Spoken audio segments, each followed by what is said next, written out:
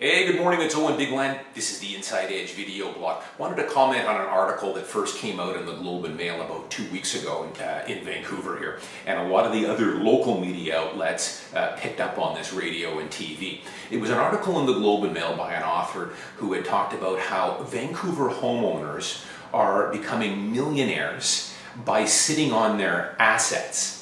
And she talked about how East Side, a guy who bought an East Vancouver home 7 or 8 years ago, in the past 12 months has made about $250,000 by doing nothing, essentially. And that, the other working stiffs out there that are working 50, 60-hour work weeks for $40,000 or $50,000 a year are somehow being shortchanged. Now, talk about an asinine article. And, folks, if you've been watching my blog here for a while, you'll know that this is exactly what I've been trying to pound home here in the last 5 years. This is how it's supposed to work. It doesn't always work this well, where we get a year here where real estate has gone up 25 to 35% and you're making $200,000 or $300,000. By the way, you're not actually making it, it's on paper. You don't realize those type of cash gains unless you sold the property. But this is how it works. This is how it works when you buy a quality asset like Vancouver real estate, or you buy equities in quality companies like Apple or Coca-Cola or Johnson & Johnson and sit on them. The old saying that I was always taught at a young age is good things happen when you're in the market, and that's why you always want to be in the market. Now, don't get me wrong, the surge we've had in prices here is an anomaly.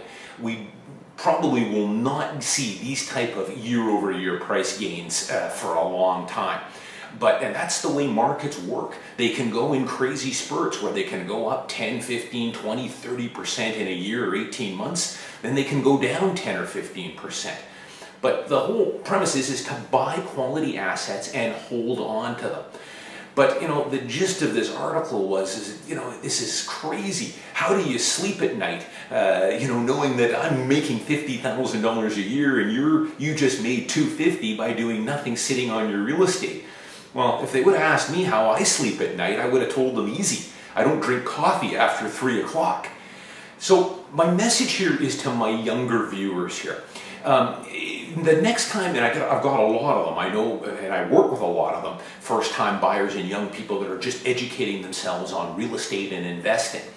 The next time you read an article like this that's meant to stir up animosity or anger or outrage, look at these type of articles from a different point of view. Rather than getting swept up in all this, as I say, in this anger and injustice, look at it from the point of view like I did when I was in my 20s and 30s. What can I learn from this?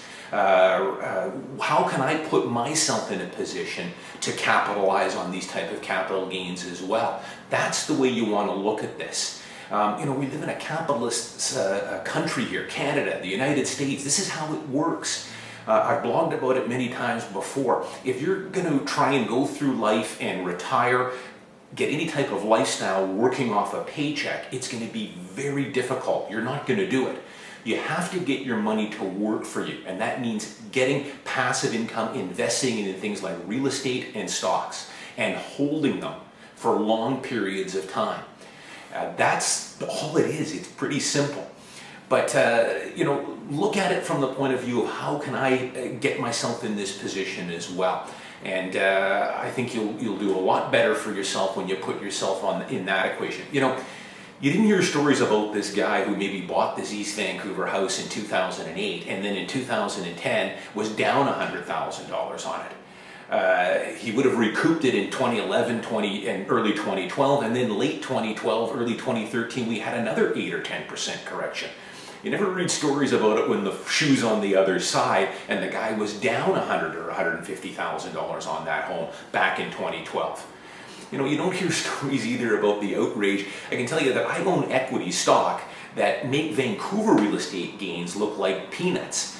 You don't hear stories of a guy who bought $10,000 worth of shares in Pepsi in 1985 and is now sitting on $7 million with all the dividends being reinvested. But somehow with real estate it's different. Now, keep in mind too, your principal residence should be looked at purely as shelter. It certainly beats renting, and it's the best tax shelter we've got.